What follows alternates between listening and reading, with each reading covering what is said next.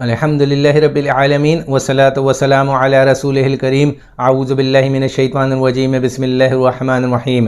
السلام علیکم۔ آج جس ٹاپک کے ساتھ میں آیا ہوں آپ تھمبنیل میں تو پڑھ ہی چکے ہوں گے، لیکن آج جو ہم بات کریں گے وہ احادیث مبارک کے ریفرنسز کے ساتھ بات کریں گے، جس سے ہمارے کانسیپٹ اور کلیئر ہو جائیں گے۔ تو آپ کا کم وقت لیتے ہوئے اس امید کے ساتھ کہ آپ بات کو مکمل سنیں گے تاکہ سمجھنے میں آسانی ہو، اور سبسکرائب لائک شیئر ضرور کریں گے۔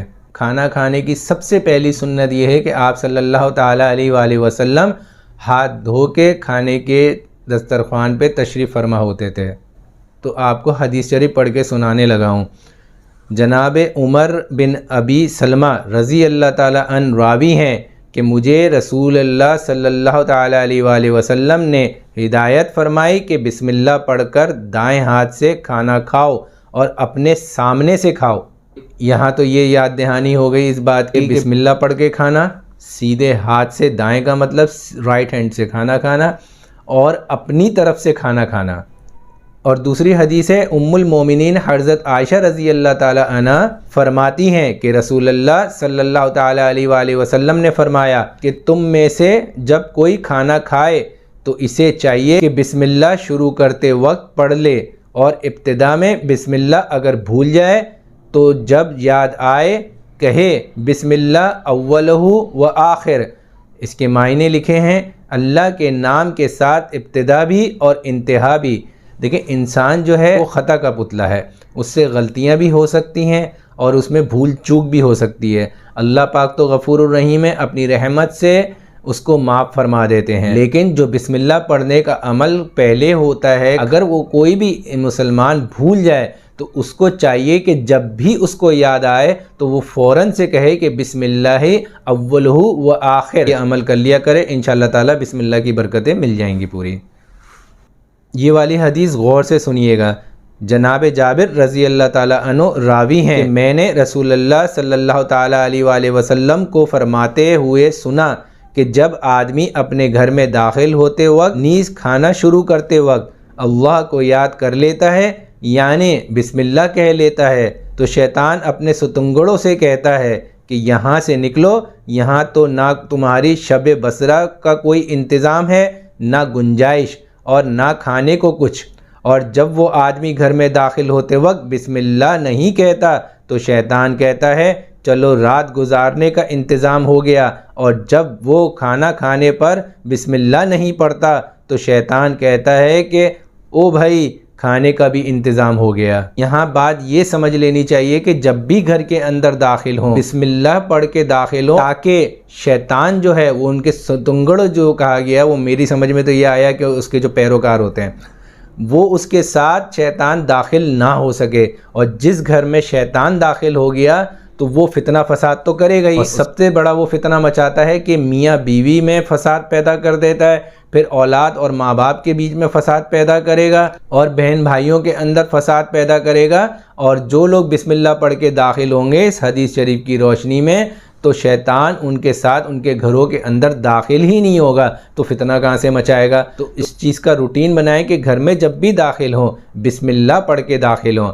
ایک حدیث شریف کا آپ کو موضوع مفہوم بھی بتاتا چلوں کہ آپ صلی اللہ تعالیٰ علیہ وآلہ وسلم نے فرمایا کہ جب بھی گھر میں داخل ہو تو بسم اللہ پڑھو، پھر درود شریف پڑھو، اس کے بعد سلام کرو، چاہے کوئی گھر پہ موجود ہو یا نہ ہو، بلند آواز کے اندر السلام علیکم کہہ لینا چاہیے۔ اس کے بعد سورہ احد جو پڑھ لیتا ہے تو انشاءاللہ تعالیٰ اس کے گھر میں فاقہ نہیں ہوگا۔ اور حدیث شریف میں بات آئی ہے کہ جو بسم اللہ پڑھ کے گھر میں داخل ہوتا ہے اس کے ساتھ شیطان داخل نہیں ہوتا۔ اور یہاں پر ہے کہ جناب حذیفہ رضی اللہ تعالیٰ عنہ راوی ہیں کہ جب کبھی ہمیں رسول اللہ صلی اللہ تعالیٰ علیہ وآلہ وسلم کے ہمراہ کھانے کا موقع ملتا تو ہم میں سے اس وقت تک کھانے کی طرف کوئی بھی ہاتھ نہ بڑھاتا جب تک کہ رسول اللہ صلی اللہ تعالیٰ علیہ وآلہ وسلم ابتدا نہ فرماتے۔ ایک مرتبہ ایسا ہی موقع تھا کہ ایک لڑکی کھانے پر اس طرح امڈ آئی گویا کوئی دھکیل رہا ہو، اور کھانے پر ہاتھ ڈالنے لگی تو حضرت صلی اللہ تعالیٰ علیہ وآلہ وسلم نے اس کا ہاتھ پکڑ لیا۔ لڑکی کے بعد ایک دیہاتی بھی کھانے پر اسی طرح ٹوٹ پڑا اور کھانے پر ہاتھ ڈالنا ہی چاہتا تھا کہ حضور اقدس صلی اللہ تعالیٰ علیہ وآلہ وسلم نے اس کا ہاتھ بھی پکڑ لیا اور فرمایا کہ وہ کھانا جس پر اللہ کا نام نہ لیا جائے شیطان اپنے لیے حلال سمجھتا ہے، اور اس لڑکی کو وہی پکڑ کر لایا تھا اور اس کے ذریعے کھانا اپنے لیے حلال کرنا چاہتا تھا کہ میں نے لڑکی کا ہاتھ پکڑ لیا۔ یہ دیکھ کر وہ دیہاتی کو گھیر لایا، میں نے اس کا بھی ہاتھ پکڑ لیا، اور اللہ کی قسم ان دونوں کے ہاتھ کے ساتھ شیطان کا ہاتھ بھی میری گرفت میں ہے۔ پھر آپ نے بسم اللہ کہہ کر کھانا شروع کیا۔ اکثر اور بیشتر ہوتا ہے کہ آج کے ماحول کے حساب سے بات کر رہا ہوں کہ ہم کھانا کھا رہے ہیں، کوئی بچہ آ گیا تو وہ فوراً بغیر ہاتھ دھوئے اور بغیر بسم اللہ پڑھ کے کھانا کھا رہا ہوتا ہے۔ اس کو ہاتھ دھونے کی ترغیب کریں اور بسم اللہ پڑھ کے کھانے کی ترغیب کریں، تاکہ جو آپ بھی کھانا کھا رہے ہیں وہ آپ کے کھانے کے ساتھ شیطان شریک نہ ہو جائے۔ دیکھیں یقین کا معیار کیا ہے کہ جو میرے نبی کریم صلی اللہ تعالیٰ علیہ وآلہ وسلم نے فرما دیا وہ ہو کے رہے گا، بھلے ہماری عقل اس پر کام کرے یا نہ کرے۔ اسی طرح صحابیوں کو جب آپ صلی اللہ تعالیٰ علیہ وآلہ وسلم نے فرمایا، اس بات کا یقین کیا کہ بے شک اس لڑکی کے ساتھ شیطان کا بھی ہاتھ تھا، جبکہ ظاہری طور پہ نظر آ نہیں رہا تھا، لیکن نبی نے فرما دیا اس لیے شیطان کا ہاتھ بھی اس کھانے کے اندر تھا۔ اللہ پاک بس ہمیں بھی اسی طرح بن دیکھے نبی کی باتوں پر عمل کرنے والا اور یقین کرنے والا بنا دیں، آمین۔ اور یہ جو حدیث پڑھنے لگا وہ کھانے کے بعد کی دعا کے بارے میں ہے۔ جناب معاذ بن انس رضی اللہ تعالیٰ عنہ سے مروی ہے کہ رسول اللہ صلی اللہ تعالیٰ علیہ وآلہ وسلم نے فرمایا کہ جس شخص نے کھانا کھا کر یہ دعا کی، جس کا ترجمہ میں ابھی آپ کو پڑھ کے سنا رہا ہوں اور عربی کے اندر آپ کی اسکرین پہ انشاءاللہ تعالیٰ آ جائے گا، سب تعریفیں اللہ کے لیے ہیں جس نے مجھے یہ کھانا کھلایا اور بلا میری کوشش و طاقت کے رزق عطا فرمایا، تو اس کے اگلے پچھلے سارے گناہ معاف کر دیے جاتے ہیں۔ تو کھانے کے بعد بھی جو دعا ہے وہ پڑھ لینی چاہیے، تو اس سے اللہ پاک کا شکر بھی ادا ہوتا ہے، جو شکر ادا کرتا ہے اللہ پاک اس کو اور نوازتے ہیں۔ کھانے میں عیب جوئی کا بھی سلسلہ بہت دیکھا جاتا ہے، اس کے لیے ایک حدیث شریف یہاں پر ہے کہ جناب جابر رضی اللہ تعالیٰ عنہ سے روایت ہے کہ ایک مرتبہ رسول اللہ صلی اللہ تعالیٰ علیہ وآلہ وسلم نے اہل خانہ سے سالن طلب فرمایا، تو انہوں نے کہا کہ سالن تو نہیں ہے، سرکہ موجود ہے۔ آپ صلی اللہ تعالیٰ علیہ وآلہ وسلم نے سرکہ طلب فرمایا اور اسی سے کھانا نوش فرمایا، اور یہ ارشاد فرماتے رہے سرکہ کیسا اچھا سالن ہے، سرکہ کیسا اچھا سالن ہے۔ کبھی کسی نے سرکہ کھایا ہے؟ آج جائیے گا کچن میں، اگر سرکہ موجود ہو تو ذرا سا چکے یوں کر کے یوں چکے ہی دیکھ لیجئے گا کہ کتنا کڑوا ہے۔ آپ صلی اللہ علیہ وسلم نے اپنا پیٹ بھرنے کے لیے سرکے کو سالن بنا کے کھایا، اس پر بھی اللہ کا شکر ادا کرتے رہے کہ سرکہ کتنا اچھا سالن ہے۔ اور آج کے وقت میں اللہ پاک ہم سب کو ہدایت عطا فرمائے کہ ذرا سا کھانا پسند نہیں آتا تو کھانا اٹھا کے پھینک دیا جاتا ہے، یا تو بیوی کے منہ پہ مار دیا جاتا ہے، یا ماں باپ کو بھی ذلیل کر دیا جاتا ہے کہ یہ کھانا بنایا ہے۔ تو کھانے کی قدر کریں، شکر ادا کریں، کہ تو انشاءاللہ تعالی اللہ پاک برکت بھی عطا فرمائیں گے گھر کے اندر بھی اور رزق کے اندر بھی۔ ایک اور حدیث شریف ہے، غور سے سنیے گا۔ جناب سلمہ رضی اللہ تعالیٰ عنہ بیان کرتے ہیں کہ رسول اللہ صلی اللہ تعالیٰ علیہ وآلہ وسلم کے سامنے ایک شخص بائیں ہاتھ سے کھانا کھا رہا تھا۔ آپ نے فرمایا دائیں ہاتھ سے کھاؤ۔ وہ کہنے لگا کہ کھا نہیں سکتا۔ آپ نے فرمایا ٹھیک ہے، نہ کھا سکو۔ اس نے انکار محض تکبر کے سبب کیا تھا، کوئی عذر یا بیماری نہ تھی، مگر اس کے بعد وہ منہ تک ہاتھ اٹھا ہی نہیں سکا۔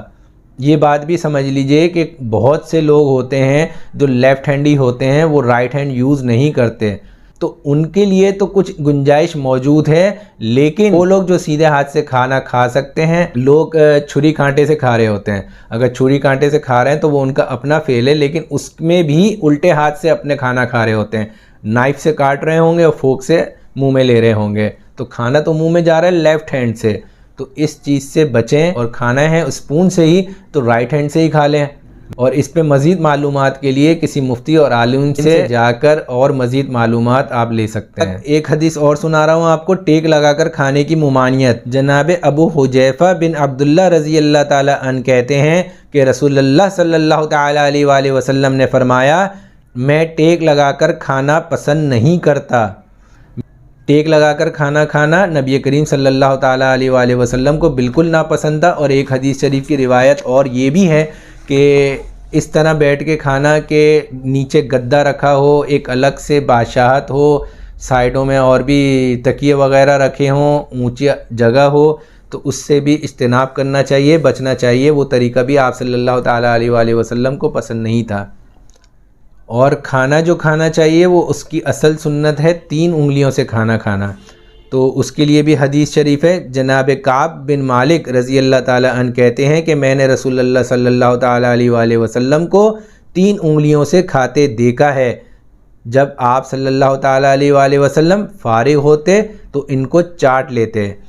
جناب جابر رضی اللہ تعالیٰ عنہ سے مروی ہے کہ رسول اللہ صلی اللہ تعالیٰ علیہ وآلہ وسلم نے انگلیاں اور سالن کا برتن چاٹنے کی ہدایت فرمائی اور فرمایا کہ تم جانتے ہو کہ کھانے کا کون سا جز تمہارے لیے برکت والا ہے۔ یہاں 3 انگلیوں سے کھانے کا مقصد ہے کہ ان 3 انگلیوں سے کھانا، ٹھیک ہے۔ اکثر اور بیشتر کیا ہوتا ہے، ہم اس انگلی کو چھوڑ کے اس طریقے سے ہم کھانا کھا رہے ہوتے ہیں، اور وہ اس طرح سے نہیں ہے جبکہ وہ اس طرح سے ہے۔ تو کوشش کریں کہ ان 3 انگلیوں سے کھانا کھائیں، نہ کہ اس انگلی کو جدا کریں۔ اور انگلیاں چاٹنا نبی کی سنت ہے، اور سالن کا برتن چاٹنا بھی نبی کی سنت ہے، لیکن یہ اس طرح نہیں ہے کہ آپ اس طرح انگلیاں چاٹیں کہ دور تک اس کی آواز چاٹنے کی آئے۔ اور برتن کو چاٹنے کا جو کہا گیا ہے وہ زبان سے چاٹنے کا نہیں کہا گیا، اپنی فنگر کے ذریعے ہی آپ اس برتن کو صاف کر کے چاٹ لیں، نہ کہ اس کو یوں کر کے چاٹیں۔ اور اگر کھانا نیچے گر جاتا ہے، اس کے لیے بھی حدیث شریف ہے یہاں پہ۔ جناب جابر رضی اللہ تعالیٰ عنہ ہی سے مروی ہے کہ رسول اللہ صلی اللہ تعالیٰ علیہ وآلہ وسلم نے فرمایا، تم میں سے کسی کا کھانا کھانے کے دوران گر جائے، اسے چاہیے کہ اسے اٹھا کے اور ریت مٹی اگر کچھ لگ گیا ہو تو صاف کر کے کھا لے، اسے شیطان کے لقمہ بننے کے لیے نہ چھوڑ دے۔ اللہ پاک نے کھانے کے ایک ایک ذرے کے اندر برکت رکھی ہے۔ اب انسان کو نہیں معلوم کہ اللہ نے کس ذرے کے اندر برکت رکھی ہے، تو اس لیے انگلیاں بھی چاٹ لینا چاہیے سنت کے مطابق، اور پلیٹ کو بھی چاٹ لینا چاہیے سنت کے مطابق۔ اور اس میں بالکل کوئی اپنی انسلٹ نہ سمجھیں، مطلب کوئی آر نہ سمجھیں کہ لوگ دیکھیں گے تو کیا کریں، کہیں گے کہ یہ کیا کر رہا ہے۔ اگر کوئی بولے پوچھے تو آپ اس کو صاف بتا دیں کہ میرے نبی کریم صلی اللہ تعالیٰ علیہ وآلہ وسلم کی یہ سنت تھی اور اس پر میں وہ عمل کر رہا ہوں۔ اس کو آپ یہ بات بتا رہے ہیں، وہ بھی یہ بات سیکھ لے انشاءاللہ تعالیٰ۔ بات طویل ضرور ہوئی، لیکن انشاءاللہ تعالیٰ امید ہے کہ بات سمجھ میں آئی ہوگی۔